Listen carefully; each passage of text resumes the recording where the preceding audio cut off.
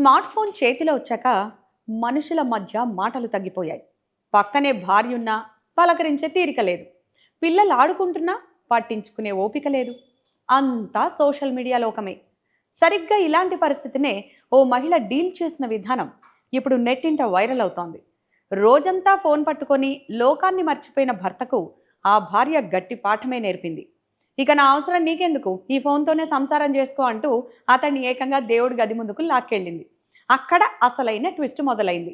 ఫోన్కు పసుపు కొమ్ము తాళి కట్టి భర్తతో కలిపి దానికి అక్షింతలు వేయించింది.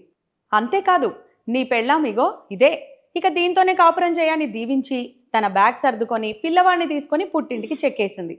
ఇదంతా చూస్తున్న ఆ ఇంట్లోని పెద్ద కొడుకు వంతొచ్చింది. తన భార్య తన వైపు తీక్షణంగా చూడగానే భయం తట్టుకోలేక చేతిలోని ఫోన్ను పక్కకు పారేసి బుద్ధిగా చేతులు కట్టుకొని కూర్చుంటాడు. ఈ సీన్ చూస్తుంటే ఎవరికైనా నవ్వాగదు.